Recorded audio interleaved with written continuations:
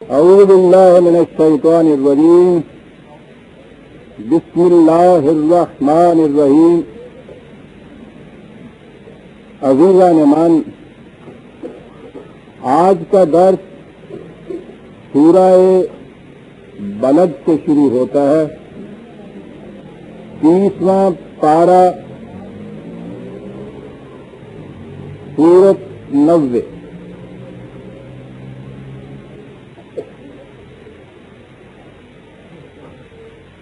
پچھلی سورت میں قریش سے یہ کہا گیا تھا کہ تم اپنی نسبت خدا کے گھر کی طرف کر کے اس سے فائدے تو اتنے حاصل کرتے ہو اور اس گھر کے خدا کے قوانین کی خلاف ورزی کرتے ہو، ان سے سرکشی برتتے ہو. تو شرافت کا تقاضا بھی سمجھنا چاہیے. یا تو اس نسبت کو چھوڑو، اور اگر اپنی نسبت اس کے ساتھ رکھنی ہے تو پھر اس نسبت کے تقاضوں کو تو پورا کرو. اسی ضمن میں ان سے کہا گیا تھا کہ تم اس مکے میں رہتے ہوئے اس شہر کی حرمت کا بھی پاس نہیں رکھتے، حالانکہ اس مکے کی نسبت سے لوگوں کی کیفیت یہ ہے کہ تمہارے قافلوں کی طرف بھی کوئی بری نظر سے نہیں دیکھتا.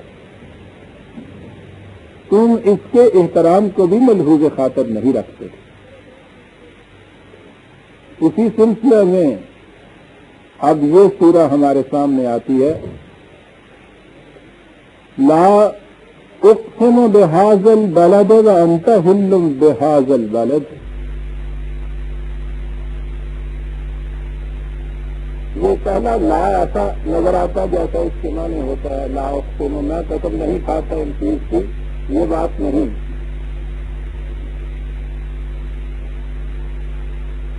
جناح آباد کو ادب سے شرف ہے، وہ اسے اپریشیٹ کریں گے کہ یہ انداز کیا ہوتا ہے. اور عربوں کے ہاں تو یہ انداز بڑا ہی خاص ہوا کرتا تھا کہ جو بات چلی آ رہی ہے وہ اسے دہراتے نہیں تھے، اس کی تردید کرنا مقصود ہوتا تھا، تو دہرائے بغیر اس کے متعلق ایک لا کہہ دیا کرتے تھے. تو یوں جیسے ہم کہتے ہیں نا کہ نہیں بھائی بات یوں نہیں جیسے تم سمجھے ہوئے ہو، بات یوں ہے. وہ سارا انداز آ جاتا تھا ان کے ہاں مخاطب کی اس ساری چیز کی تردید کرنے کے لیے ابتدا ہی کلام کی کیا کرتے تھے لا سے. عربوں کی اسی ادبی روش کے ابتدا میں ہمارے ہاں بھی بعض ادبا نے شعراء نے یہ انداز اختیار کیا. یہی ضمن یاد آتا ہے مجھے. غالب نے کہا ہے نہیں کہ مجھ کو قیامت کا اعتقاد نہیں. آپ دیکھیں اس مصرے میں پہلی نہیں جو ہے بظاہر زائد نظر آتی ہے، لیکن یہ بڑی بلیغ چیز ہے. اس کے معنی یہ ہے، انداز اس کا یہ ہے کہ کوئی بات گفتگو ہو رہی تھی، مخاطب نے اعتراض کیا تھا کہ تم تو یہ بھی نہیں مانتے، تم تو اسے بھی تسلیم نہیں کرتے. یہ بائن ہی وہی عربی انداز ہے کہ اس کا ذکر کیے بغیر ہی بات شروع کی ہے نہیں. تو یہ جو ہے انداز یہ بڑا بدیع ہوتا ہے. قرآن بھی یہی انداز اختیار کرتا ہے. لا بات یوں نہیں جو تم سمجھے بیٹھے ہو کہ یہ مٹھی بھر جماعت بے سر و سامانوں کی اتنا بڑا دعویٰ لے کے اٹھی ہے. ذرا ملاحظہ فرمائیے، ذرہ ناچیز و تعمیر بیابان نگر، یہ کر کیا لیں گے؟ دعوے یہ ہیں کہ اس کعبہ کو، اس بلد امین کو ایک نظام نو کا مرکز بننا ہے. اور وہ نظام ہی ہے نہیں جس کا یہ مرکز بنا رہے ہیں. وہ نظام کہاں ہے؟ فرسودہ باتیں، اساطیر الاولین، کہنا روایات، یہ قادر حالات خیالات کتنے بڑے انقلاب کے دائی بنے بیٹھے ہیں. اس مکے میں اپنے جھنڈے گاڑیں گے، اسے اپنے نظام کا مرکز بنائیں گے. نظام وہ ہوگا کہ جس میں ہماری برہمنیت ختم ہو جائے گی، جس میں ہماری سرمایہ داری کا نظام ختم ہو جائے گا. ارے دیکھو تو صحیح ان کا یہ کہنا. لا، بات یوں نہیں جیسا تم سمجھے بیٹھے ہو کہ یہ مٹھی بھر جماعت کر کیا لے گی. میں اسی بلد امین کو شہادت میں پیش کرتا ہوں اس چیز سے. آگے بات ہے ووالدٍ وما ولد. آپ دیکھیں گے بظاہر اس کے اندر کوئی ربط نظر نہیں آئے گا کہ باپ اور بیٹا، کہیں بلد امین کی شہادت پیش کی جا رہی ہے، کہیں باپ اور بیٹے کے بعد ذکر آ رہا ہے. ٹھیک ہے، فتح کی نگاہوں کو ربط نہیں نظر آیا کرتا. اور ان کے نزدیک تو قرآن کی خوبی یہ ہے کہ یہ بڑا ہی غیر مربوط ہے. صاحب محرم نہیں ہے تو ہی نواحہ راستہ. یہ تو الحمد سے والناس تک ایک مربوط سلسلہ چلا آ رہا ہے. لیکن یہ ربط وہی ہے جو ایک ستارے کو دوسرے ستارے کے ساتھ ہوتا ہے. ظاہر بھی نگاہیں اس میں کوئی ربط نہیں پاتی. سائنٹسٹ سے پوچھیے، وہ کیا بتاتا ہے؟ لہو خورشید کا تب کے اگر ذرے کا دل چیرے. کائنات کا سلسلہ اس طرح مربوط ہے. قرآن کا ربط بھی اسی طرح کے ہے. بات انہوں نے یہ کہی تھی کہ یہ پرانی فرسودہ چیزیں، اس کے اندر سے تم کیا یہ ایک نظام نو کی بات کر رہے ہو. کہا یہ جا رہا ہے کہ تم ذرا غور کر کے دیکھو زندگی کس طرح ہر آن نئی حیثیت تبدیل کر کے، نئے پیکر تبدیل کر کے آتی چلی جاتی ہے. باپ بوڑھا ہو جاتا ہے تو پھر نئی زندگی ایک حیات نو کی تعبیر میں بچے کی شکل میں دنیا کے سامنے آ جاتی ہے. تمہیں اس کو نہیں معلوم ہوتا کہ زندگی بیکار نہیں ہوا کرتی. یہ تو پرانا لباس ہوتا ہے، اسے اتارا جاتا ہے کہ نیا لباس پہنا جائے. زندگی پر تسلسل قائم ہے، اور تسلسل بھی اس انداز سے قائم ہے کہ جب ایک فرد کی زندگی فرسودہ اور کہنا اور مزمحل ہو جاتی ہے تو اس کے بعد اس میں سے حیات تازہ کی کوپر پھوٹتی ہے. وہ زندگی کی ساری ممکنات لیے ہوئے اپنے ساتھ پھر دنیا کے اندر وجود میں آ جاتی ہے. یہ کعبے کا نظام جو تم نے اس طرح سے بگاڑ دیا تھا، اسی فرسودہ بظاہر مزمحل جس میں کوئی نشان حیات و حرارت کا باقی نہیں ہے، اسی میں سے ایک حیات نو مکراتی ہوئی ابھرے گی اور تم دیکھو گے کہ شباب کو پہنچے گی اور وہ نظام یہاں قائم ہو کر رہے گا. وَوَلَدٍ وَمَا وَلَدٍ. کتنی عظیم حقیقتیں بیان کر جاتا ہے قرآن برادران ایسی. کہا بات یہ ہے لَقَدْ خَلَقْنَا الْإِنسَانَ فِي كَبَدٍ. انسان کو ہم نے، دوسری جگہ ہے فی احسن تقویم پیدا کیا. اس کے اندر یہ صلاحیتیں رکھی کہ نہایت اعتدال کے ساتھ بیلنس پرسنالٹی اس کی ہو جائے، تمام صلاحیتوں میں صحیح تناسب پیدا ہو جائے، صحیح توازن پیدا ہو جائے، اور یوں اس کی ذات کی نشو و نما ہوتی چلی جائے. لیکن یہ راستہ ذرا دقت طلب ہے، دشوار گزار ہے، اور یہی اس کی دقت طلبی اور دشوار گزاری ہے کہ جس سے انسان اسفل سافلین میں جا پہنچتا ہے، اپنے آپ کو پسترین درجے کے اندر لے جاتا ہے. اس لیے کہ بڑا سہولت پسند واقعہ ہوا ہے، ذرا سی بھی محنت اور مشقت نہیں کرنا چاہتا. ہم نے انسان کو بہترین حیث قضائی میں توازن دیے ہوئے، تناسب دیے ہوئے، قبض کے عجیب لفظ ہے یہ، اس کے معنی ہوتے ہیں کہ توازن اور تناسب کو قائم کیے ہوئے جس میں کچھ مشقت درکار ہو. ہم نے تو اسے پیدا کیا تھا ایک ہی توازن و تناسب قائم کرنے کے لیے.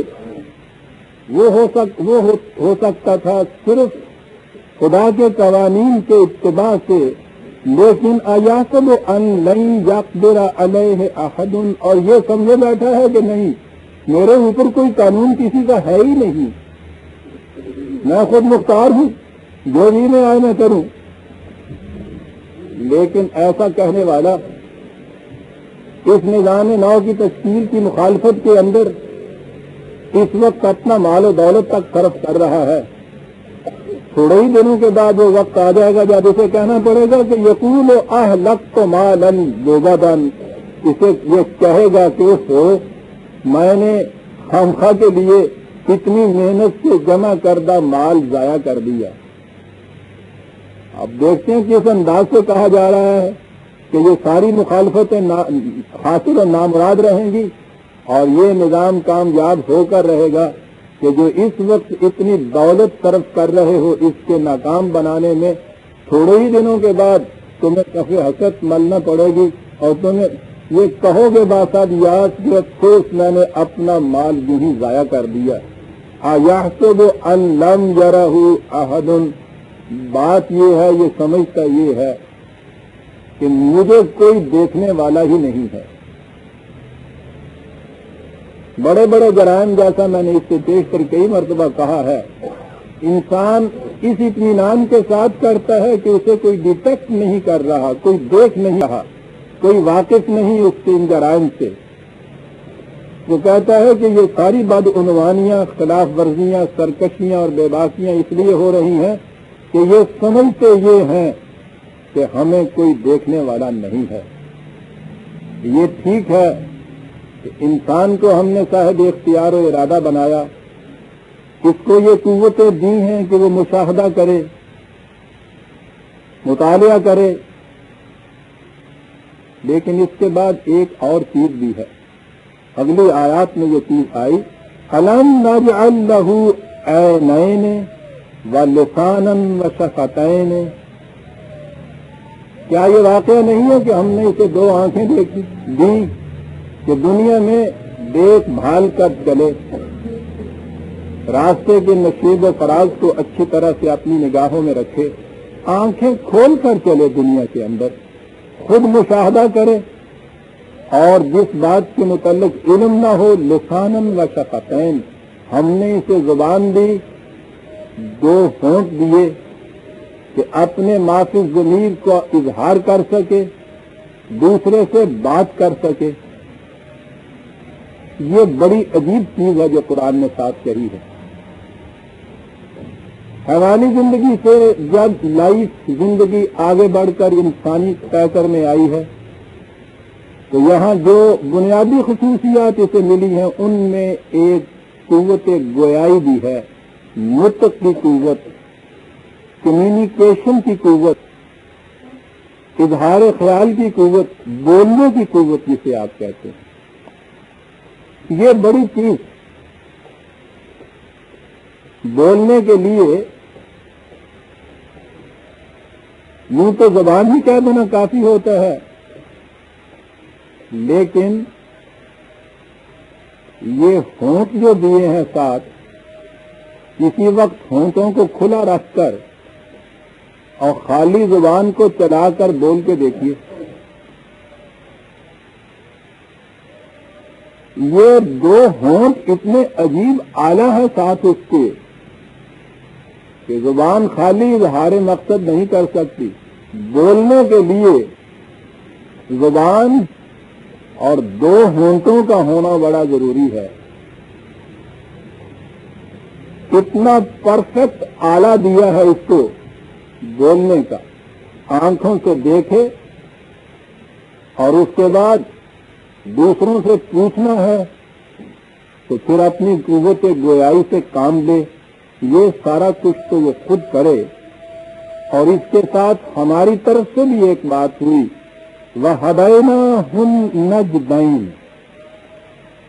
ہم نے اس کو دونوں راستے دکھا دیے.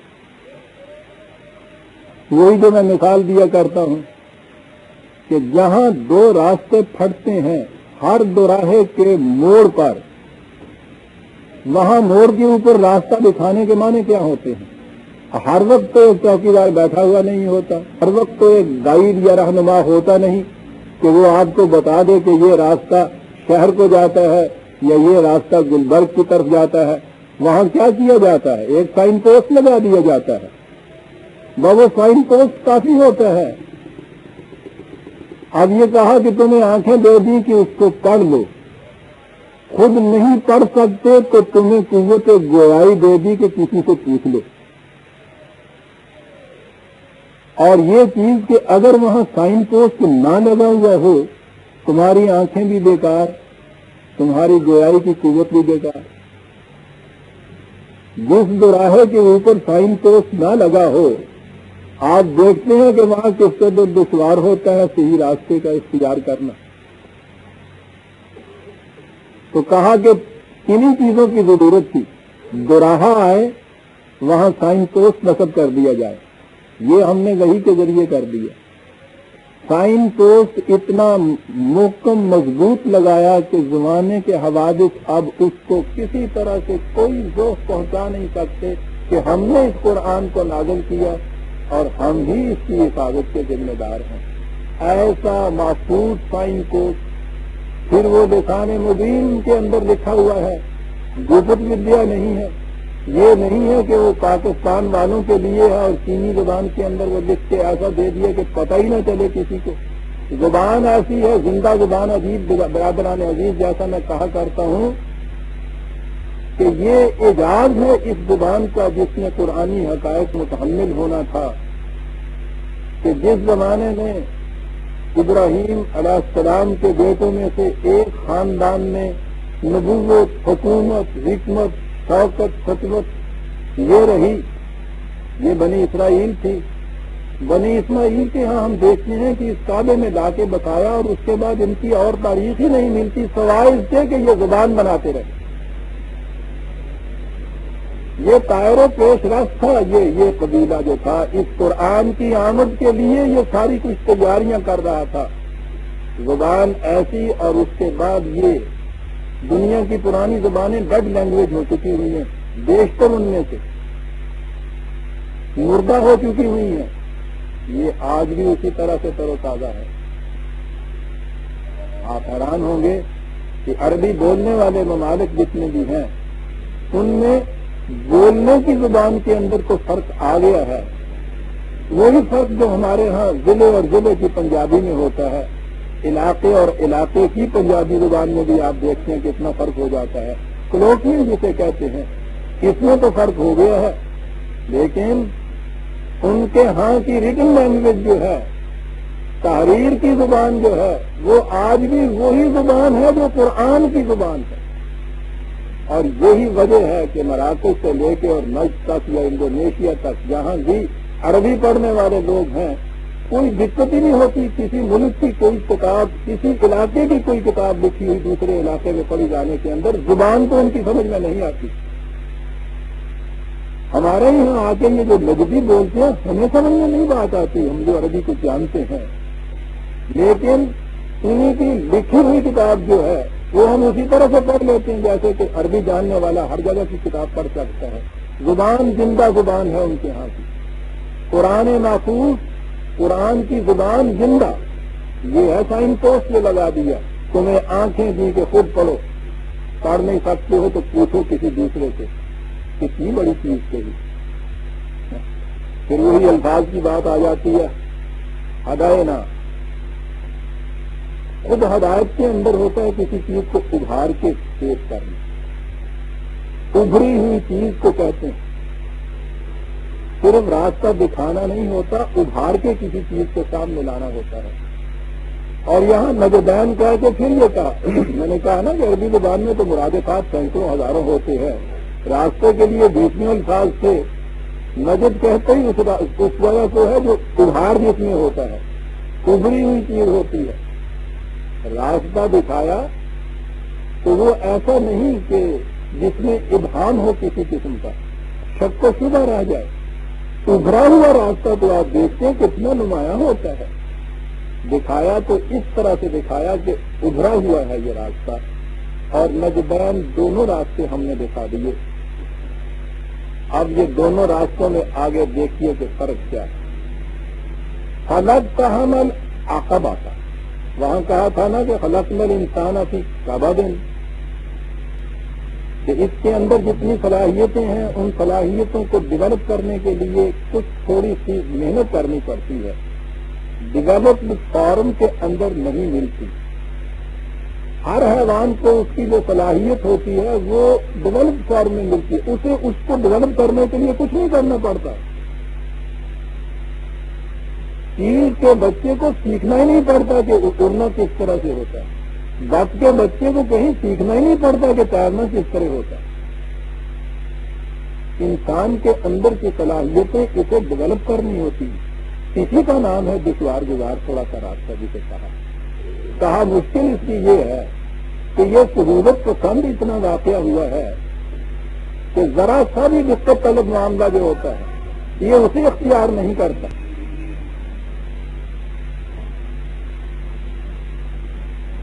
کہا یہ کہ دونوں راستے ہم نے دکھا دیے. ایک راستہ وہ ہے کہ جس میں دشواری ذرا سی محنت کرنی پڑتی ہے. اب یہ دیکھیے کہ راستہ کہہ کے دو راستے دکھائے ہیں، ان میں سے ایک راستے میں کچھ محنت کرنی پڑتی ہے. پھر راستے پہ چلنے والا مسافر تو یکساں ہوتا ہے، جو بھی چلے گا اس کو یکساں قسم کا راستہ ملے گا. لڑنے اور اڑان برابر ہو، یعنی دونوں کو اگر اسی میں چھوڑ دیا جائے تو دونوں یکساں ہوتے ہیں. یہ بات کیا کہی کہ ایک راستہ ذرا دشوار گزار ہوتا ہے. یہ ہے اعجاز. کہتا یہ راستہ وہ ہے جو پہاڑی کے اوپر چڑھ کے جاتا ہے. راستے کی تشریح میں بات ساری کہہ دی.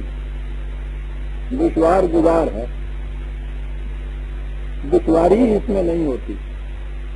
گھاٹی یا پہاڑی کے اوپر جو چڑھا جاتا ہے اس میں بڑے صبر اور استقلال کی بڑی ضرورت ہوتی ہے. تیز جا ہی نہیں سکتا اس میں آدمی، قدم قدم جانا پڑتا ہے،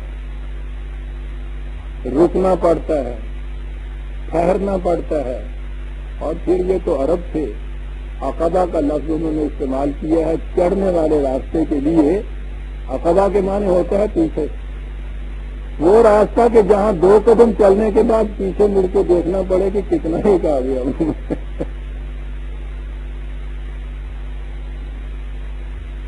یہ چڑھنے کا راستہ پہاڑی اور گھاٹی کے اوپر دشوار گزار ہی نہیں ہوتا، ہمت طلب اور صبر آزما ہوتا ہے.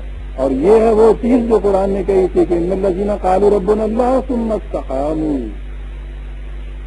وہ لوگ کہ جو یہ دعویٰ کر کے کہ رب ہمارا خدائی ہے، پھر اس پر استقامت سے جم کے کھڑے ہوتے ہیں.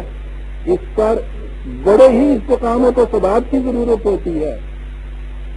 یہاں پھر دوسرا فرق، انسان جلد باز واقع ہوا ہے، اور یہ جو منزل ہے یہ صبر اور استقامت چاہتی ہے. ایسی جیسے پہاڑی کے اوپر چڑھنے کا راستہ جو ہے وہ ہمت طلب اور صبر آزما ہوتا ہے. قدم قدم چڑھ سکتا ہے، بھاگ کے چڑھ ہی نہیں سکتا، اس کے اوپر ہمت ہی نہیں پڑ سکتی بھاگ کر چڑھنے کی. کہا یہ ہے وہ راستہ. پھر راستہ وہ ہے جو تمہیں کتنی، میں کہتا ہوں ایک تشبیہ میں آپ دیکھیے باتیں کتنی کر جاتا ہے. سیدھا راستہ جو ہے وہ جہاں لے جائے گا آپ کو، یہاں سے وہاں تک ایک لائن میں لے جائے گا. پہاڑی کا راستہ منزل تک بھی لے جائے گا، ہر قدم بلندیوں کی طرف بھی اٹھے گا، اس لیے کہ اس کا خدا ذی المعارج ہے. اس کا بتایا ہوا راستہ صرف منزل مقصود تک سیدھا نہیں پہنچاتا، بلندیوں کی طرف بھی لے جاتا ہے. لترکبن طبقا طبقا، اس طرح ہم تمہیں طبقا یہاں سے بلندیوں کی طرف لیتے چلے جائیں گے. انسانی ممکنات اور اس کا مستقبل پستیوں کا نہیں ہے، بلندیوں کا ہے. کہتے ہیں کہ ہم اس کو بلندیوں کی طرف لے جانا چاہتے ہیں. وہ جو سورہ اعراف میں کہا کہ ہم تو اسے چاہتے تھے کہ آسمان کی بلندیوں کو لے جائیں، لیکن اخلد علی الارض، وہ کمبخت زمین کے ساتھ چپکا ہوا رہ جاتا ہے. یہاں کہا یہ کہ راستہ ہم نے دکھایا، اس راستے میں چڑھنے میں صبر اور استقامت کی ضرورت تھی، لیکن جو اس پہ چڑھ جائے گا پھر پوچھیے نہیں کن بلندیوں کے اوپر پہنچ جائے گا۔ اب آگے وہ بات آنی تھی کہ ذرا تشریح کی جائے۔ خود ہی کہا وہ معادلہ کا مال عقبہ، تو کسی اور سے برادران عزیز پوچھنے کی ضرورت ہی نہیں ہوتی۔ قرآن میں روشنی خارج کی محتاج ہی نہیں ہوتی کہ کوئی آ کے دکھائے کہ یہ روشن ہے، دیا تو اپنی دلیل آپ ہوتا ہے۔ کبھی آپ نے جلتے ہوئے دیے کو ڈھونڈنے کے لیے باہر سے کوئی موم بتی جلا کے لائے ہیں آپ؟ وہ تو اپنی روشنی آپ دلیل ہوتی ہے۔ وما ادراک ما العقبہ، تمہارے ذہنوں کے اوپر نہیں ہم چھوڑ رہے کہ تم خود فیصلہ کر لو کہ عقبہ کیا ہوتا ہے، ہم بتائیں کہ عقبہ کیا ہوتا ہے۔ اب اس کے بعد آنی ہے وہ چیزیں جنہیں آپ دین کی بنیاد اور اس سارے محل کی ستون قرار دیا گیا ہے۔ مظاہر نظر آتا ہے کہ اس کے بعد قرآن اس قسم کی چیزیں کہے گا کہ وہ روز ہمارے یہاں مسجد کے بازوں میں کہی جاتی ہیں۔ ٹھیک ہے، وہ چیزیں بھی اپنے مقام پہ ضروری ہیں، لیکن ہم تو بات قرآن کی کر رہے ہیں۔ یہ دشوار گزار گھاٹی کیا ہے؟ اور یہیں سے یہ نظر آتا ہے کہ وہ بنیادی چیزیں کیا ہیں دین کی، جو قرآن کہتا ہے سنیے عزیزان من، کن چیزوں کو بنیادی قرار دیتا ہے جنہیں انسان اختیار نہیں کرنا چاہتا، بڑا دشوار گزار سمجھتا ہے۔ کیا چیزیں ہیں بنیادی؟ فذکر رقبۃ، سنیے کہ وہ قوم، وہ امت کہ جو اس قرآن کے نظام کو لے کر اٹھے گی، اسے قائم کرے گی، جسے یہ گھاٹیاں چڑھنی پڑیں گی دشوار گزار قدم قدم، ان کا فریضہ زندگی میں کیا ہوگا؟ پہلی چیز یہ کہ دنیا میں جو گردن بھی کسی دوسری کی غلامی اور محکومی کے اندر جکڑی ہوئی ہے اس کو آزاد کرنا ہوگا۔ اللہ اکبر، رقبۃ، کوئی گردن بھی، ایک گردن بھی کسی انسان کی کسی دوسرے انسان کی محکومی کی زنجیر میں جکڑی ہوئی رہ گئی ہے تو اس امت نے اپنا فریضہ پوری طرح ادا نہیں کیا۔ اور عزیزان من، دوسروں کی گردن سے زنجیر تو وہی نکالے گا جو خود آزاد ہوگا۔ جس کے اپنے پاؤں میں بیڑیاں پڑی ہوئی ہیں وہ دوسرے کی گردن کو آزاد کیا کرے گا؟ دنیا سے وہی سلیوری پرانے زمانے کی نہیں، وہ تو اس کی ایک شق ہوتی تھی صرف، وہ غلامی جو عہد کہن میں ہوتی تھی۔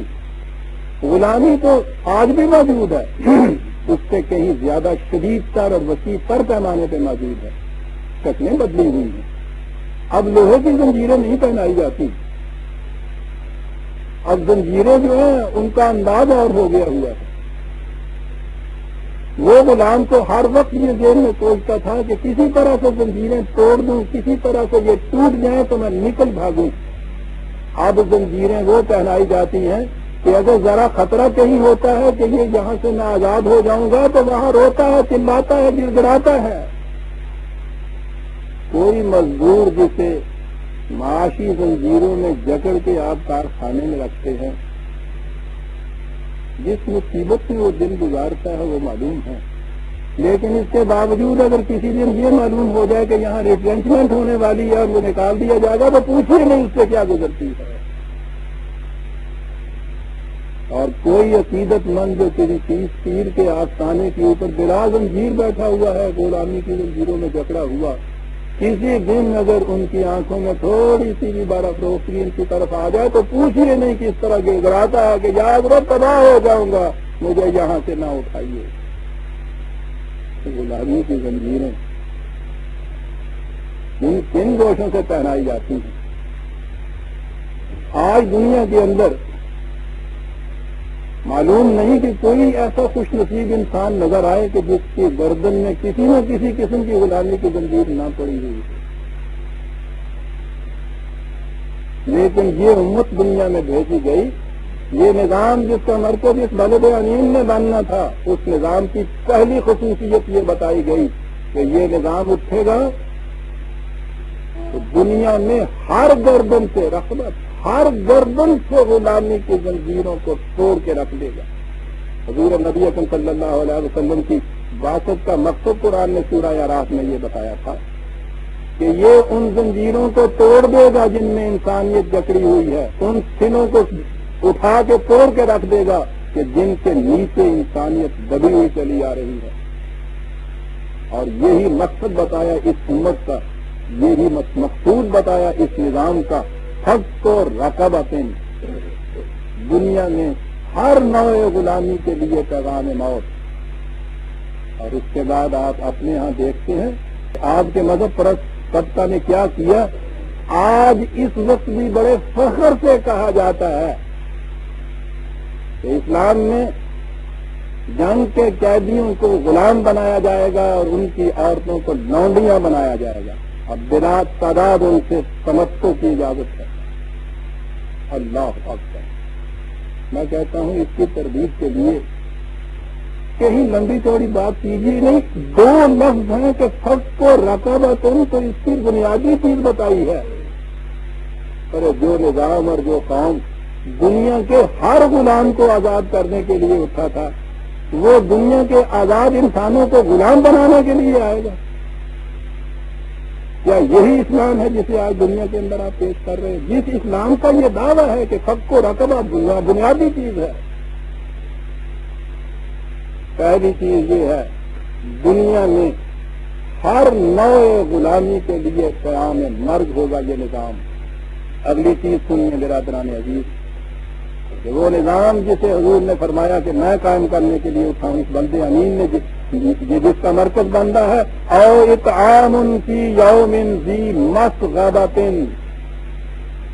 وہ دور کے جس کے اندر سرمایہ داری کا نظام بھوک کو اتنا عام کر دے کہ ہر شخص اس سے لرز رہا ہو، اس زمانے کے اندر ان بھوکوں کی روٹی کا انتظام کرنے کے لیے میں اٹھاؤں۔ مسغبۃ، مسغبہ اس بھوک کو کہتے ہیں جس کے ساتھ تکان بھی شامل ہو، یعنی یہ نہیں کہ دن بھر کام نہیں ایک شخص کرتا اور اس کے بعد اس کو کچھ نہیں ملتا، بھوکا رہتا ہے۔ عربی زبان ہے عزیزان من، کیا عرض کروں، اور قرآن کا انتخاب ہے، یہ اعجاز ہے ان الفاظ کا انتخاب۔ صرف بھوک نہیں کہا ہے، کہا یہ ہے کہ دن بھر محنت و شاقہ کرنے کے بعد شام کو تکان بے حد ہو، لیکن اس کے باوجود اتنا نہ مل سکے کہ بھوک مٹ جائے اس کی۔ کہا میں وہ نظام قائم کرنے کے لیے اٹھا ہوں۔ تم کہتے ہو کہ اس نظام کو شکست دے دیا جائے گا؟ سنتے جائیے برادران عزیز، وجد میں آتے چلے جائیے کہ کیا کیا عناصر ہیں اس دین کے جو قرآن جس کو قائم کرنے کے لیے آیا تھا۔ حق رقبہ، اطعام فی یوم ذی مسغبۃ، اس دور میں جہاں بھوک اور تکان کو عام کر دیا جائے، ہر فرد کی روٹی کا انتظام کروں گا۔ یتیماً ذا مقربۃ، یہ چیز وہ ہے جو بار بار کئی بار میں دہرا چکا ہوں، آج وہ آیت ہی سامنے آ گئی۔ وہ نظام باطن کہ جس میں ایک فرد لاکھوں افراد کے اندر رہتا ہوا اپنے آپ کو تنہا محسوس کرے، میں اس نظام کو مٹانے کے لیے آیا۔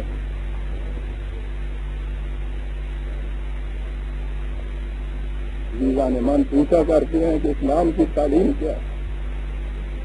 اس کے لیے کسی 500 صفحے کی کتاب لکھنے کی ضرورت نہیں ہے، 4 آیت پیش کر دیجیے، اسلام کا نظام پورا آ جاتا ہے۔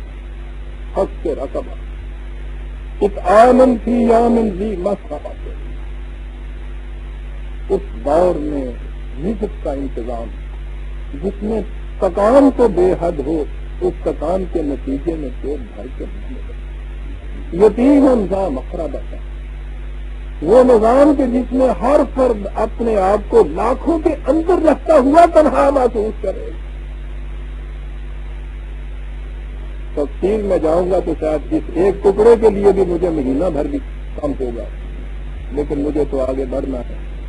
تیسری چیز آ گئی، اور مسکین ذا متربۃ، دو لفظ میں برادران عزیز، وہ کہ دن بھر جسے تم مٹی کے اندر گاڑے رکھو اور اس کے بعد بیچارہ 2 قدم چل نہ سکے. مٹی میں رول دو تم انسان کو اس لیے کہ وہ کہیں خود نہ چل پڑے. اب کہانی جی ہوں ہے یہ تھی دیکھتے ہو بھی اندر جسے آدمی پاس کے اندر تشبیہ ہے. دیکھیے قرآن کی تھی انسانوں کھوبے بتا سکتے ہو تاکہ وہ اپنے قدموں میں چل نہ سکیں. مسکین کے معنی سکن کے معنی سکون کے معنی ساکن ہو جانا حرکت کا رک جانا. مسکین مت رکھیں تم مٹی کے گاڑے میں اس لیے ان کو گاڑ دیتے ہو کہ یہ کہیں چلنا پڑے. کہا میں اس نظام باطل کو توڑنے کے لیے آیا. دیکھ لیا برابر آنے عزیز قرآن کی روح سے دین کے بنیادی ارکان، اس کے ستون، اس کے عناصر ترتیبی کیا ہے، اس کا مقصد زندگی کیا ہے، اس کا مقصود حیات کیا ہے، کاہے کے لیے یہ آیا ہے. اس نظام کو توڑنے کے لیے آیا ہے. اس حتم و یقین کے ساتھ آیا ہے کہ تم پوچھتے ہو کہ اس کی دلیل کیا ہے کہ یہ نظام آ جائے گا. کیوں نہیں وہی تو کوہنا اور فرسودہ نظام جس میں غلامی، معصومی، محتاجی ہوتی، یہی فطرت کا نظام کہہ کے پکارا جاتا تھا. اسے فطرت کا نظام کہا جاتا ہے. کہتا یہ نظام تو ہم فرسودہ ہو چکا. اس جانے والی زندگی میں سے ایک نئی زندگی حیات نو اس کے اندر سے پیدا ہوگی. جیسا ہر طفل نو بشارت دیتا ہے اس چیز کی کہ خدا ابھی انسان سے مایوس نہیں ہوا. کہا یہ ہے دلیل میرے نظام نو کی، آتے رہے گا اس کی جگہ یہ تمہارا باطل نظام. کون لوگ ہوں گے جو اس نظام کو قائم کریں گے؟ ثم کان من الذین آمنوا وتواصوا بالصبر وتواصوا بالمرحمۃ. یہ وہ لوگ ہوں گے جو ان مستقل اقدار خداوندی پر یقین رکھیں گے. اور اگلی بات پھر قرآن ہے، سیدھا ایسا استعمال کرتا ہے جس کے اندر ساری حقیقت بیان کر جاتا ہے کہ یہ بات انفرادی نہیں ہوگی. خانقاہوں میں اور حجروں کے اندر بیٹھ کے کچھ نہیں ہوگا. تواصوا وہ ایک دوسرے کو تنقید کرے گے اس چیز کی، کاہے کی؟ اس صبر استقامت سے کام لینا ہوگا.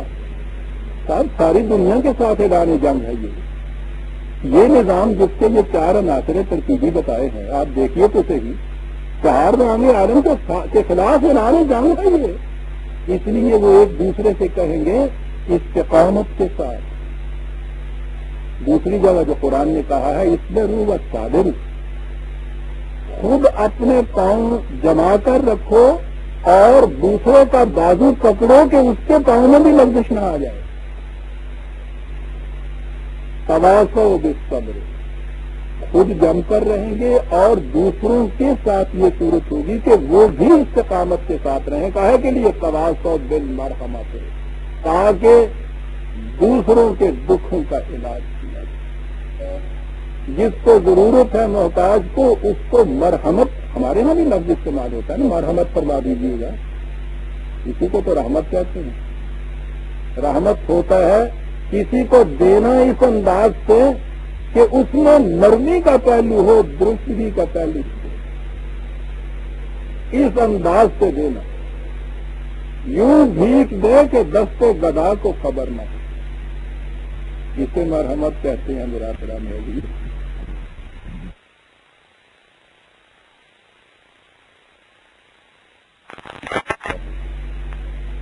اسے مرحمت کہتے ہیں میرا کرام ہے. دینا ہی نہیں بلکہ اس انداز کا دینا. وہ آپس میں یہ کچھ کریں گے. اولئک اصحاب المیمنہ، یہ لوگ ہیں جو صاحب یمن و سعادت ہے دنیا کے اندر، جنہیں خوش بخت کہا جا سکتا ہے.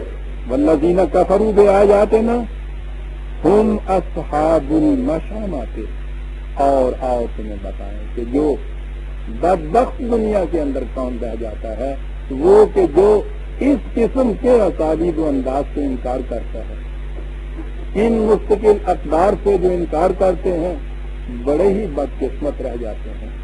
خود بدقسمت اور اپنے ساتھ اپنی ساری دنیا کو بدبختی اور بدقسمتی کی زنجیروں میں جکڑے ہوئے. علیہم نار موقدۃ. لیکن یہ کیا سمجھے گا کسی؟ کہا کہ یہ تو اپنے ہی اس نظام کے جیل خانے کے اندر عجیب مثال ہے. یہ اس طرح سے اس کے اندر اس بھاپ کے اندر پسیں گے جیسے ہنڈیا کے نیچے آگ جلا کے اوپر سے ڈھکن دے دیا جائے اور اس کے اندر ہو یہ وما ہم بخارجین من النار. نظام وہی ہے، چاروں طرف سے انہیں گھیرے ہوئے ہے. بظاہر یہ سمجھے ہیں کہ کچھ نہیں، پانی ہے، حیات بخش ہے، اتنی سی چیز ہے کہ اس کے نیچے آگ جلا دی جاتی ہے اس ہنڈیا کے نیچے. پھر وہ کہتا ہے تمہیں پتا ہے نا کہ اس ہنڈیا کے اندر جو چیز ہوتی ہے اس کی کیفیت کیا ہوتی ہے؟ کہتا ہے ان کا انجام تو یہ ہونے والا ہے. یہ نظام خود اپنے اندر اس قسم کی تخریب کی نشانیاں رکھتا ہے، تخریب کی صلاحیتیں رکھتا ہے کہ یہ تو اپنی بھاپ کے اندر یہ گداز ہو جائیں گے، یہ تو کچلے جائیں گے. یہ کیفیت ہوگی ان کی. اس کی جگہ یہ نظام قائم ہو کر رہے گا. اور میں شہادت میں پیش کرتا ہوں اس بلد امین کی کہ جس کو بنایا ہی اس لیے گیا تھا کہ یہ اس نظام نو کا مرکز بنے.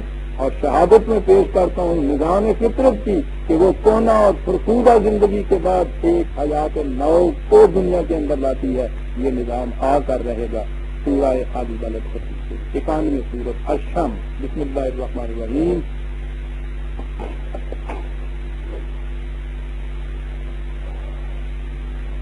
والشمس وضحاها والقمر اذا تلاها. میں شہادت میں پیش کرتا ہوں یہ سورج، آفتاب اور اس کی جلوہ فروزیوں کو. دیکھیے شہادتیں کیا پیش ہو رہی ہیں نظام کائنات کے ایک ایک عنصر کو لے کر. شہادت میں پیش کرتا ہوں اس آفت جہاں تاب کو اور اس کی جلوہ فروزیوں کو. والقمر اذا تلاها.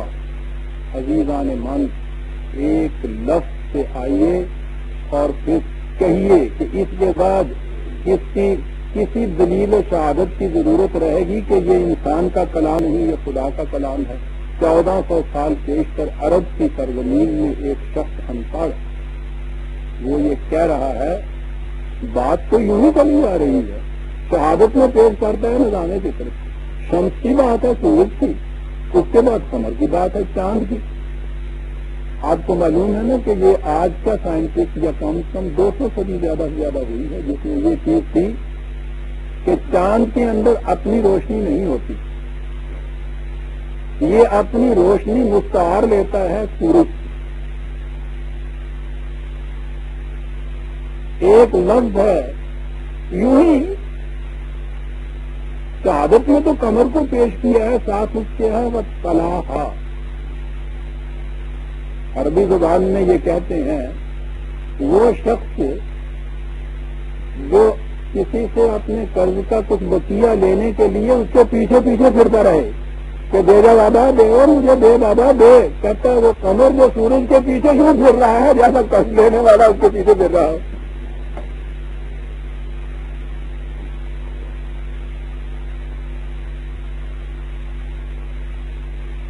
ایک بات ہے اسی کے قمر اور شمس کو میں شہادت میں پیش کرتا ہوں.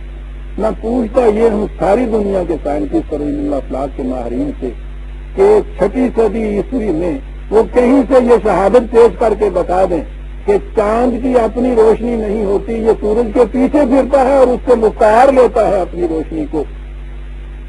جو شخص اس زمانے میں یہ بات ضمن کہہ جاتا ہے والقمر اذا تلاها، اور سورج کو جب وہ بھیک منگوں کی طرح، چاند کو جب وہ بھیک منگوں کی طرح سورج کے پیچھے پیچھے پھرتا رہتا ہے.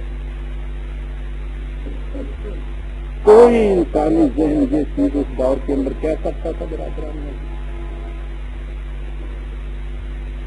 والقمر اذا تلاها.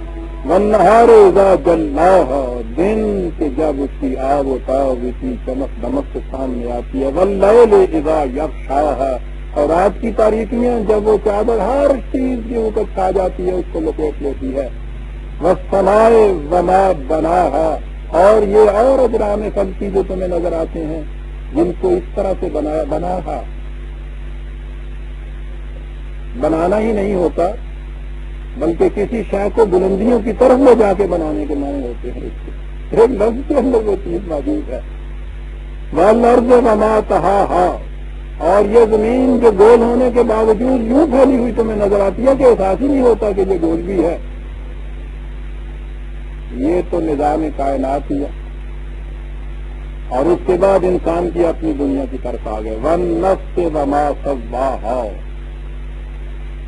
دو آیتیں اس کے بعد بڑی عظیم آ رہی ہیں، والنفس وما سواها، اور انسانی ذات اور اس کی وہ خصوصیتیں جس سے یہ ایک بیلنس پرسنالٹی بن سکتی ہے، ایک متوازن شخصیت بن سکتی ہے۔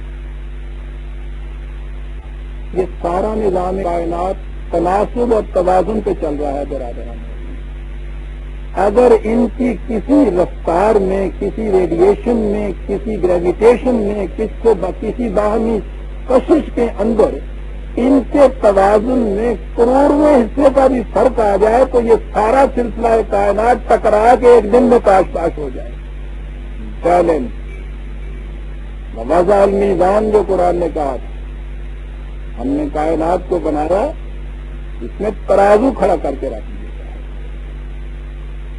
یہ سارا سلسلہ کائنات توازن پہ چلتا ہے۔ والنفس وما سواها، انسانی ذات اور اس میں متوازن ہونے کی جو خصوصیت ہے وہ رکھ لی۔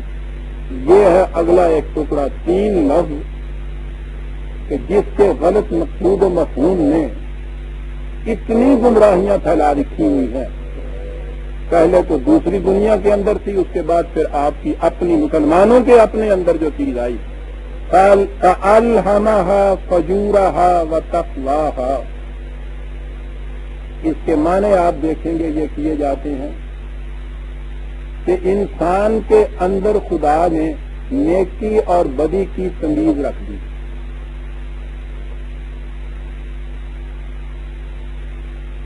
میں نے عرض کیا ہے کہ اتنی بنیادی غلطی کہ جس نے تباہ کر کے رکھ دیا ہے انسانیت، اور آپ کے ہاں والے جو اس دنیا کو اس گمراہی سے نکالنے کے لیے قرآن آیا تھا، قرآن والے قرآن کی اسی آیت سے یہ دلیل لاتے ہیں اس گمراہی کی کہ جس میں دنیا پھنسی چلی آ رہی تھی۔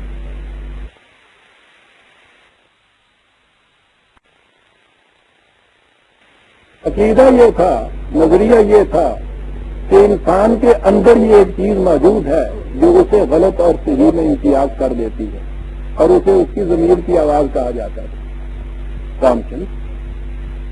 میں سمجھتا ہوں میں نے کہا ہے تو آپ بھی یہ کہیں گے کہ وہ تو ہم بھی روز کہتے ہیں کہ صاحب اپنے دل سے پوچھے تیرے ضمیر نے بھی تجھے کچھ نہ یہ کہا۔ ضمیر انسان کو بتا دیتی ہے، ضمیر مردہ ہو چکی ہے، تو روز کہتے ہیں ہم۔ یہ کیا شے تھی؟ یہ نظریہ تھا کہ انسان کے اندر یہ چیز موجود ہے کہ وہ خود غلط اور صحیح میں امتیاز کر سکتی ہے، اور اگر اس کے اندر یہ پہلے موجود ہے تو عزیزان من یہ سارا سلسلہ رشد و ہدایت، یہ آسمان سے وحی کا آنا، انبیاء کرام، یہ ان کا کتابیں لانا، لوگوں کو اس کی تبلیغ کرنا، بتانا کہ یہ ہے سیدھا راستہ، وہ نہیں ہے۔ اگر یہ سارا کچھ اس کے اندر تھا تو یہ سارا باہر سے یہ نکلتا ہے کہ نہیں ہے؟ پھر یہ غلط اور صحیح جسے آپ کہتے ہیں، صحیح اور غلط راستہ جسے کہتے ہیں، یہ باہر کی کائنات کی ہر چیز کے اندر اب خود موجود ہے۔ جیسا کہ میں کہا کرتا ہوں، مرغی کے نیچے آپ انڈے رکھیں، کچھ بط کے انڈے، کچھ مرغی کے انڈے، 21ویں دن کے بعد جب اس میں سے بچے نکلتے ہیں تو مرغی کے بچے ان کو اگر آپ دھکیل کے پانی کی طرف لے جائیں تو وہ بھاگ کے اڑ کے پیچھے کی طرف آتے ہیں، اور بط کے بچے اڑ کے پانی کی طرف چلے جاتے ہیں۔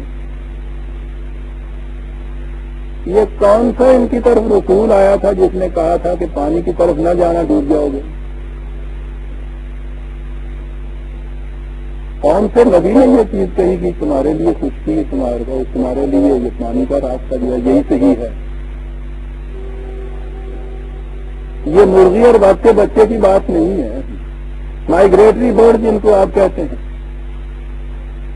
بحر الکاہل کے اندر ایک جزیرہ ہے، وہاں سے پرندے وہاں رہتے ہیں، وہاں سے وہ اڑ کر 3000 میل سمندر کے اوپر جس میں کوئی راستہ ہی نہیں، نشان راہ نہیں ہے، وہاں سے وہ اڑ کے ہوائی کے جزیرے کے ایک مقام پہ آتے ہیں، وہاں آ کے وہ انڈے دے دیتے ہیں اور اس کے بعد وہ چلے جاتے ہیں، اڑ جاتے ہیں۔ اس کے بعد ان انڈوں میں سے بچے نکلتے ہیں، جب بچے نکلتے ہیں تو وہ پہلا جانور جو پرندے جن کے وہ بچے ہوتے ہیں ان میں سے کوئی ہوتا ہی وہاں نہیں، اور جو ہی ان میں اڑنے کی قوت ہوتی ہے وہ وہاں سے اڑتے ہیں 3000 میل اسی سمندر کے اوپر سے اڑ کے وہاں چلے جاتے ہیں جہاں ان کے ماں باپ ہوتے ہیں۔ یہ ہے اندر رکھی ہوئی چیز، اس کے لیے خارج سے ہدایت کی ضرورت نہیں ہوتی، اور اندر رکھی ہوئی چیز کی خلاف ورزی کر ہی کوئی نہیں سکتا۔ بکری کے اندر یہ چیز رکھی ہوئی ہے کہ تو نے گوشت تم پہ حرام ہے، گھاس حلال ہے، وہ کبھی حرام کھا ہی نہیں سکتی، وہ مجبور ہے اسی چیز کو کھانے کے لیے کہ جو اس پر حلال ہے۔ شیر کے لیے گوشت حلال ہے، انگور کی بیلیں اس کے گر پڑی ہوئی ہوں، بھوکے مر جائے گا، اس کی طرف نگاہ اٹھا کے نہیں دیکھے گا، وہ حرام کی طرف دیکھ ہی نہیں سکتا۔ یہ اس کے اندر کا فیصلہ ہے۔ کیا انسان کے اندر یہ چیز ہے کہ وہ پہلے تو یہ بتا دے اسے کہ یہ ہے تیرے لیے حلال اور یہ ہے حرام، اور بتانے کے بعد پھر اس کی کیفیت یہ ہو کہ مرتا مر جائے حرام کی طرف نگاہ اٹھا کے نہ بچے؟ ہے انسان کے اندر یہ چیز؟ اس کے اندر یہ چیز ہوتی تو جو سارا سلسلہ ہی والے صحیح اور گڈ اینڈ ایون کا ہوتا ہی نا دنیا کے اندر، سوال ہی نہیں۔ یہ جتنے بھی کائنات کی چیزیں ہیں ان کے اندر یہ چیز رکھی ہوئی ہے، وہ اس کے اوپر چلنے پہ مجبور ہیں، وہاں گناہ اور جرم کا کچھ اثر ہی غلط ہے۔ کوئی بکری جھوٹ نہیں بول،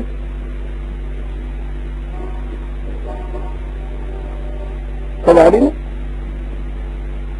اندر رکھی ہوئی چیز کی تو یہ کیفیت ہوتی ہے۔ یہ کیا چیز ہے جسے آپ ضمیر کہتے ہیں؟ جینی بچے کی بچپن سے پرورش ہوتی ہے کہ جو ہی اس کے سامنے گوشت آیا، ماس آیا تو ہے ہرے رام ہرے رام، نفرت اس کے خلاف ہوتی ہے۔ زندگی میں عمر بھر ہاں اس کے سامنے گوشت آتا ہے، اس کی ضمیر اسے پکار اٹھتی ہے کہ یہ بڑی ناپاک چیز ہے، اور مسلمان کا بچہ دودھ چھڑانے سے پہلے ہڈی چوسنے شروع کر دیتا ہے۔ وہی گوشت اس کے سامنے آتا ہے، اس کی ضمیر اسے کہتی ہے لپک کے کھا۔ یہ ضمیر ہے کیا چیز؟ جس ماحول میں آپ کا بچپن گزرتا ہے، آپ کی تربیت ہوتی ہے، جو خیالات آپ کے انوائرمنٹ سے آپ کے دل میں جاتے ہیں، وہ آپ کے نفس و شعور کے اندر جمع ہوتے ہیں، ساری عمر وہی چیز آپ کے یہاں کے اندر سے پکارتی چلی جاتی ہے، اس کو آپ ضمیر کی آواز کہتے ہیں۔ وہ جو ایک فکرے میں کہا کرتا ہوں انگریزی میں کہ ضمیر کانشینس کچھ نہیں ہے، سوسائٹی انٹرنلائزڈ، معاشرے کو ہم نے اپنے اندر داخل کر لیا ہوتا ہے۔ جس قسم کا معاشرہ اس قسم کی وہ ضمیر۔ ٹھگوں کا بچہ جس دن پہلا قتل کر کے آتا تھا، ٹھگ کے آتا تھا، سب سے پہلے آ کر دیوی کے ہاں اپنا 5واں حصہ چڑھاتا تھا، اور گاؤں میں جشن ہوتا تھا اس دن۔ اس کی ضمیر کبھی یہ نہیں کہتی تھی کہ دوسرے کو ٹھگنا، قتل کر دینا، مار دینا یہ برائی کی بات ہے۔ کیا انسان کے اندر ہے یہ چیز؟ اندر یہ چیز ہوتی تو یہ باہر کے خارجی وحی کی ضرورت ہی نہ پڑتی، اور اندر یہ چیز ہوتی تو پھر سوال ہی نہیں تھا کہ کوئی اس کی خلاف ورزی کرتا، اور اگر کوئی اس کی خلاف ورزی کر سکتا نہیں ہے تو اسے آپ نیک نہیں کہہ سکتے۔ آپ کبھی یہ کہتے ہیں کہ بکریاں تو بڑی متقی پرہیزگار واقعہ سنی ہے، صاحب دیکھیے نا، گوشت کی طرف آنکھ اٹھا کے نہیں دیکھتی۔ نیکی نیکی نہیں، نیکی تو اس کی نیکی ہے جو بدی کی قوت ہونے کے باوجود نیکی کرے. براہ میں پہنچنے کے بعد خود یہ اپنے مرضی سے صحیح راستہ اختیار کرے، اسے صحیح راستے پہ چلنے والا چاہیے. لہذا یہ چیز کل ہمہا فجورہا و تقواہا کہ خدا نے نفس انسانی کو پیدا کیا، انسانی ذات کو، اور اس کے اندر نیکی اور بدی کی تمیز کو رکھ دیا بنیادی طور پہ غلط. مطالعہ فطرت انسانی کے خلاف، مطالعہ کائنات کے خلاف، قرآن کی بنیادی تعلیم کے خلاف. ابھی اس نے کہا تھا ہدیناہم نجدین، ہم نے اس کو دو راستے دکھائے. اس کے اندر یہ چیز کوئی نہیں تھی. یہ چیز کیا ہے؟ وہی پڑی ہوئی یہ چیز. یہاں ہے فجورہا و تقواہا. یہ نفس انسانی کی دو کوئی خصوصیتیں ہیں، اس کا فجور، اس کا تقوی اس کے اندر رکھا ہوا ہے.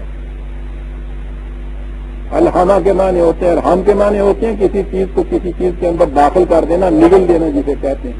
اس کے اندر یہ چیز رکھی ہوئی ہے کیا؟ اس کا فجور اور اس کا تقوی.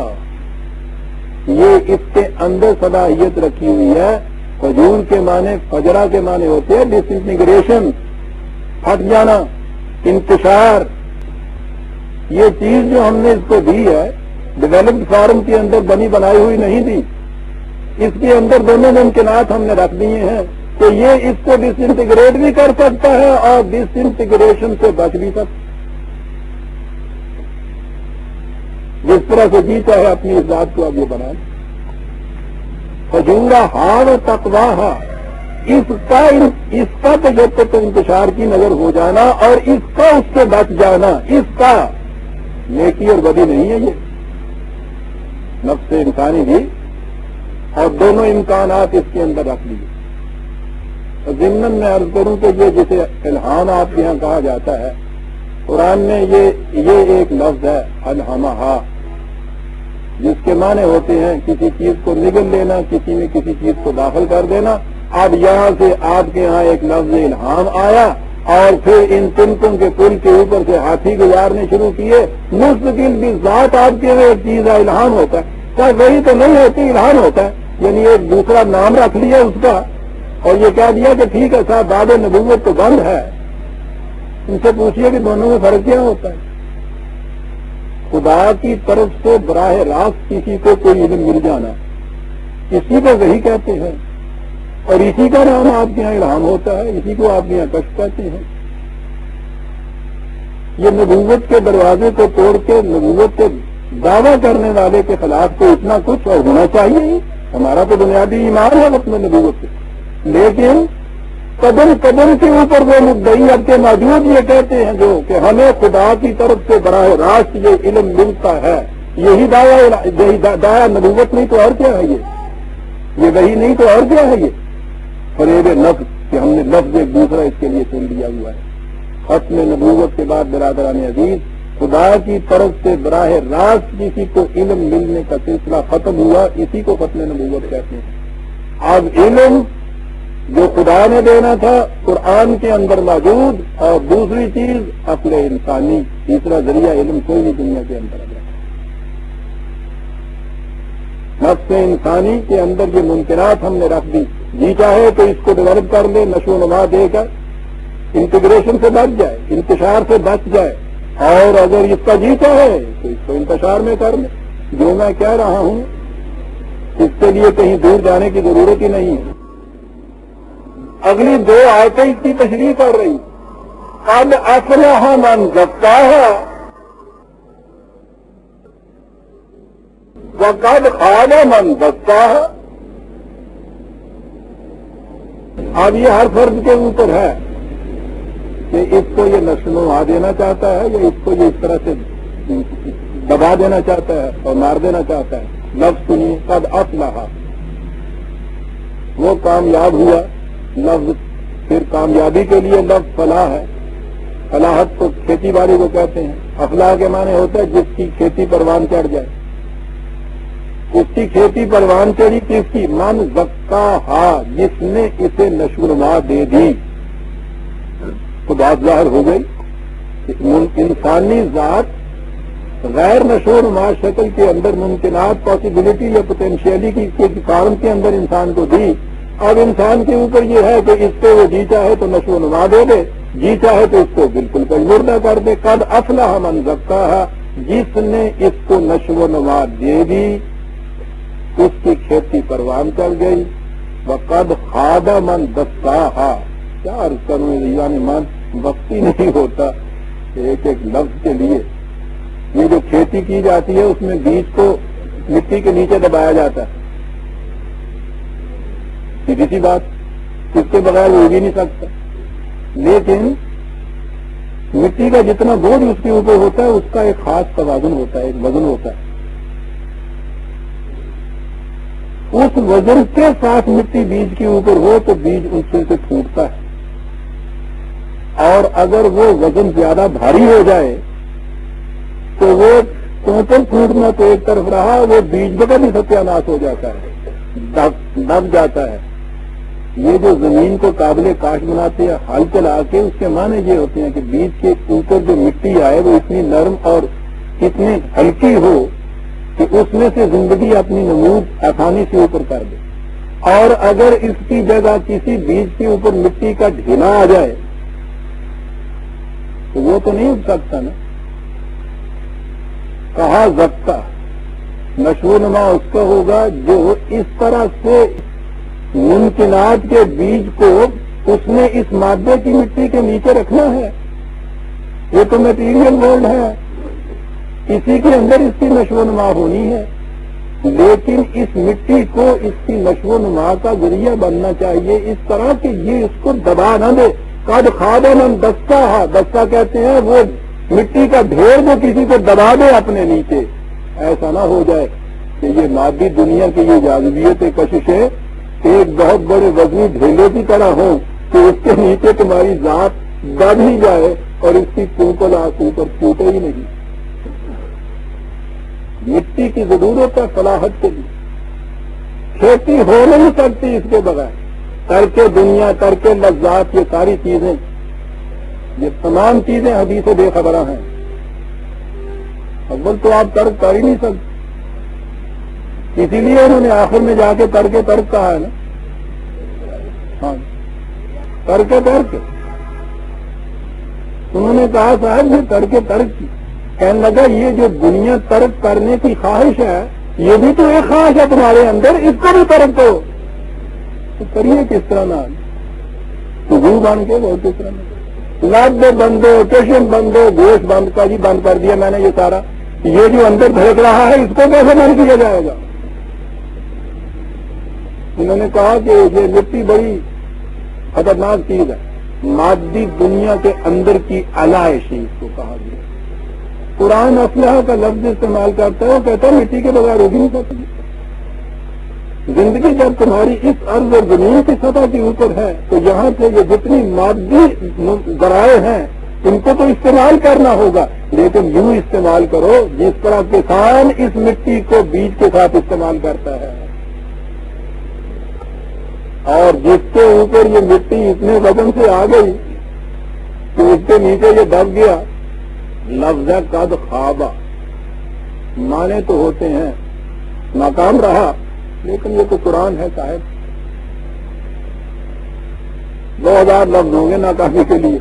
خوابہ، کیا بات ہے.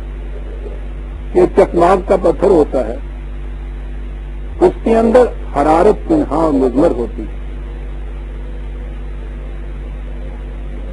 اگر اس چکماک کی کبھی یہ کیفیت ہو جائے کہ اندر اس کے چنگاری اور شعلہ باقی نہ رہے تو اس چکماک کی شکل تو چکماک کی رہتی ہے، لیکن پتھر کا پتھر ہوتا ہے، اس کے اندر حرارت ختم ہو جاتی ہے. وہ چکماک کے جو پتھر تو رہے اس کے اندر زندگی اور حرارت باقی نہ رہے، وہ خوابہ کہلاتا ہے. کہ اگر یہ بات نہ ہو مٹی کے نیچے دبا دو تو یہ ٹھیک ہے، شکل و صورت تو تمہاری انسان جیسی رہے گی. ایسے چکماک بن جاؤ گے جس کے اندر چنگاری باقی نہیں رہتی. چکماک تو آج سمجھ میں نہیں آ سکتا. جو بیٹری کے سیل ہوتے ہیں نا، جب وہ نیا سال آپ لاتے ہیں تو آپ دیکھتے ہیں اس کے اندر حرارت اور نور دونوں چیزیں بھری ہوئی ہوتی ہیں. کچھ عرصے کے بعد آپ دیکھیے تو وہ کہتے ہیں کہ نہیں صاحب وہ سیل جو ہے اب ختم ہو گیا ہے. تو نکالیے اس سیل کو اسی طرح سے ہوتا ہے. اس کی شکل و صورت میں کوئی فرق ہی نہیں ہوتا. کیا چیز اس میں نہیں رہی؟ وہ جو ممکنات تھی حرارت دینے کی وہ اس میں باقی نہیں رہی. کسے خوابہ کہتے؟ انسان تو اسی طرح سے چلتا پھرتا ہے. اب خوابہ من بستا. اب آگے بات ہوئی کہ یہ کس طرح سے تباہ ہوتا ہے یہ انسانی نفس. فوراً تاریخ کی طرف آ گیا کہ اب یہ مجرد بات حقیقت سے نہیں ایبسٹریکٹ طریقے پہ بات سمجھانے کی نہیں. آؤ تمہیں بتائیں کیسے تباہ ہوتا ہے. کذبت ثمود بطغواہا. ذرا لاؤ قوم ثمود کو سامنے. کیا کیا تھا انہوں نے؟ چراگاہوں کو اور چشموں کو جو خدا نے تمام انسانوں اور تمام انسانوں کے مویشیوں کے لیے سامان رزق پیدا کیا تھا اس سے ان کے بڑے بڑے سرداروں نے ذاتی ملکیت سنبھالی تھی.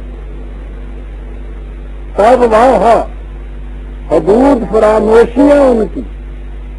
کہا قوم ثمود کو سامنے لاؤ اور ان کی حدود فراموشیوں کو سامنے لاؤ. اذ انبعث اشقاها فقال لهم رسول الله ناقة الله وسقياها. ان میں سے وہ اٹھا بہت بڑا سرکش. حالانکہ ان کے خدا کے رسول نے ان سے کہا تھا کہ یہ زمین اللہ کی، یہ اونٹنی اللہ کی. اللہ کی زمین پہ اللہ کی اونٹنی چلے گی. وَسُقْيَاهَا. پانی کی باریاں مقرر کر لو. یہ اپنی باری پہ پانی پیے گی. آپ دیکھتے ہیں ناقت اللہ کہاں ہے کہ تم پیاسا مارتے ہو اس اونٹنی کو یہ کہہ کے کہ وہ تو بھتوری ہے نا. کہا یہ نسبت تم نے جب اس کی اس کی طرف، اس غریب کی طرف، تو اب اس کے اوپر تم نے راستے سارے بند کر دیے. حالانکہ اس بیچاری اونٹنی نے تو یہ کچھ کہا ہی نہیں تھا کہ میں غریب کی اونٹنی ہوں یا امیر کی اونٹنی ہوں. ارے کمبختو، خدا کی زمین، خدا کی اونٹنی. دیکھا خدا کی اونٹنی کہاں کہا گیا ہے. یہ ساری تباہیاں نسبتوں سے آتی ہیں نا.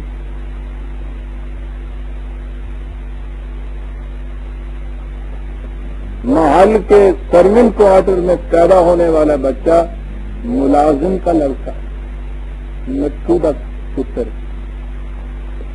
بچو چولہے کا پتر. نسبتیں آپ دیکھتے ہیں. یہ خان صاحب کے صاحبزادے وہ ہوئے.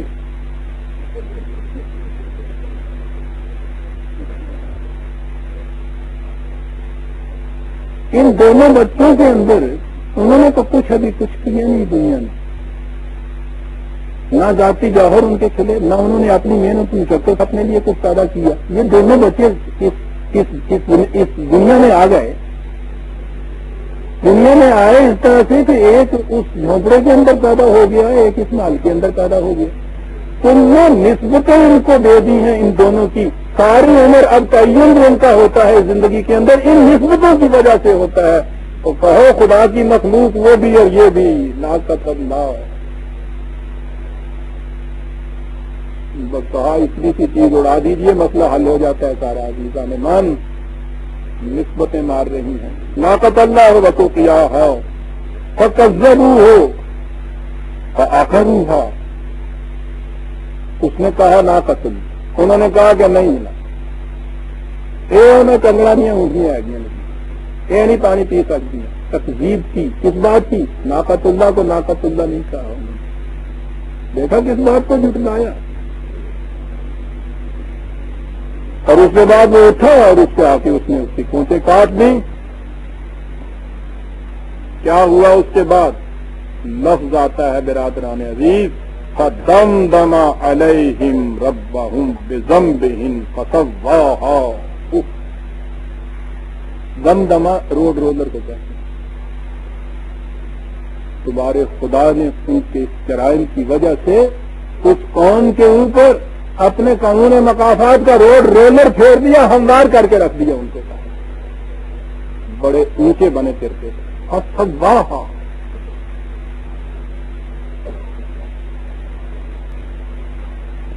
یہ آپ کے لیے یہ جو ٹینک اب یہ نئے نکلے ہیں اس دور میں، ان کے لیے بھی انہوں نے عربی کا لفظ دمدمہ ہی استعمال کیا، رولر تو کہتے ہیں۔ ہمارے قانون مقافات میں ایک رولر ان کے اوپر پھیر دیا، زمین کے ساتھ ملا کے رکھ دیا ان کی بستیوں کو، اس لیے کہ وہ ناقۃ اللہ کو ناقۃ اللہ نہیں کہتے، نسبتیں رکھتے تھے اس کی زمین کی۔ اور اگلا لفظ ہے برادران عزیز، عجیب چیز ہے، یہ کچھ کرنے کے بعد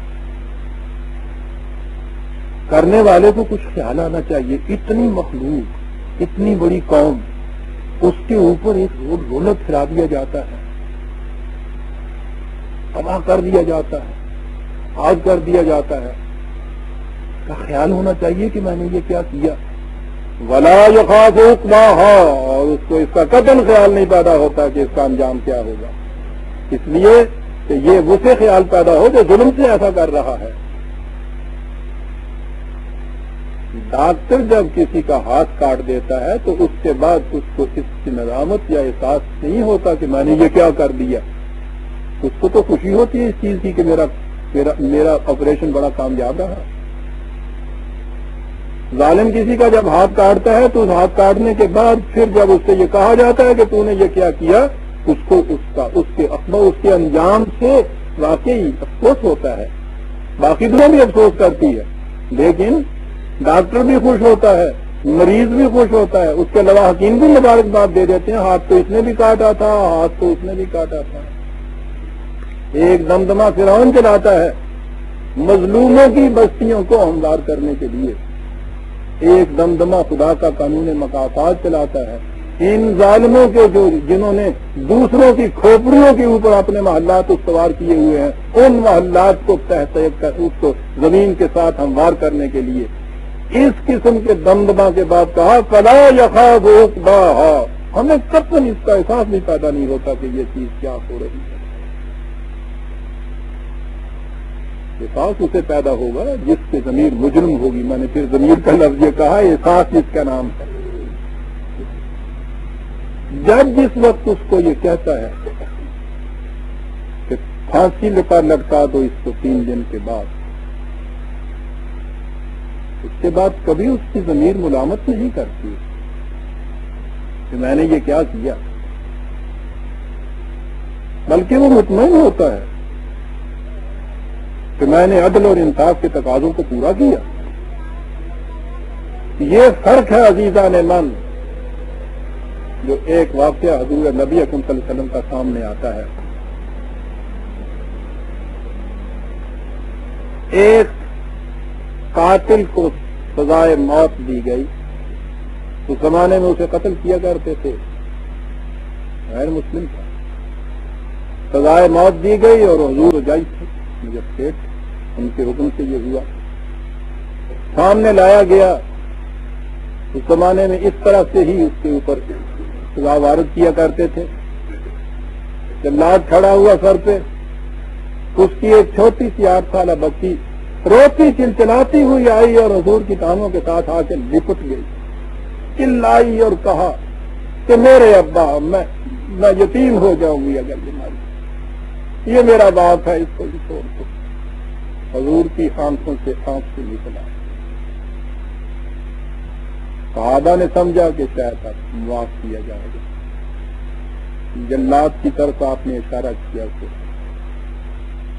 تلوار چلا دو، سارا دو، قتل کر دیا گیا۔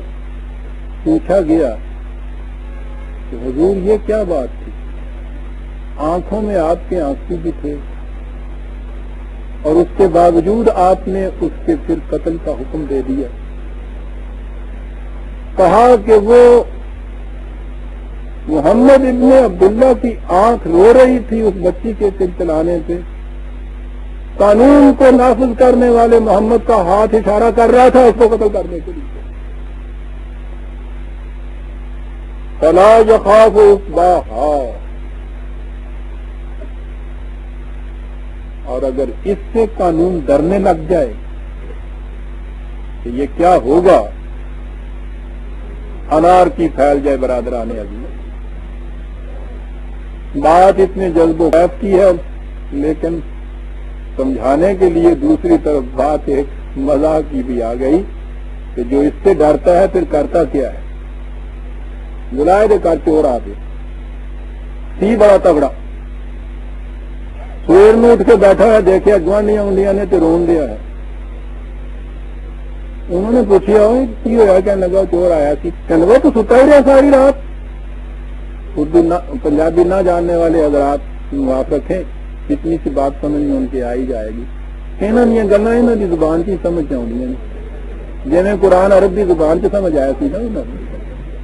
کہنے لگا نہیں میں جاگ پیا ہے صاحب، کہنے لگا پھر، کہنے لگا میرے سامنے نٹھا ہے، کہنے لگا پھر تو ایڑیاں بڑا ماردا ہوں سا اپنے متعلق، تو کیتا کہ میں کیا؟ کہنے لگا میں وہ پیچھے گیا، پھر کی ہوا؟ کہنے لگا میں جا دبیا اتنے دو پیڑیاں نہیں واڑ دے بعد، کہنے لگا پھر ہوا جی، کہنے لگا میں انہوں پڑ دیا ہاتھ پا لیا، کہنے لگا پھر، کہنے لگا میں جس ویلے کلائی میں ہاتھ پایا تو کہنے لگا چھڑ دیا تو تھوڑا ہی ایسے، تو میں چھڑ دیتا نٹ گیا۔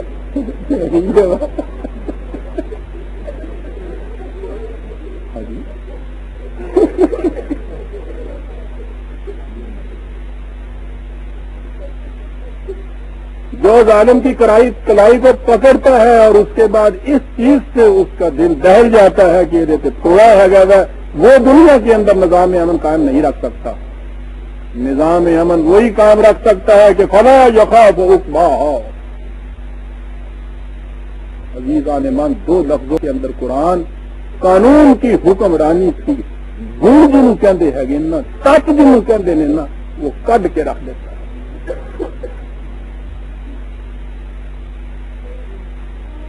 بے انصافی کے لیے آنکھ تک نہیں ہوتا، جہاں انصاف کا قانون کا تقاضا ہوتا ہے لا یخاف عقباہا، پھر وہ اس کی پرواہ نہیں کرتا کہ یہ تھوڑا دکھ جائے گا۔ ظالم کی کلائی کو مروڑنا ہوتا ہے۔ سورہ الشمس ختم ہوئی برادران عزیز، 91 سورت، وقت ہے صرف 5 منٹ۔ اگلی سورت کو میں شروع کروں گا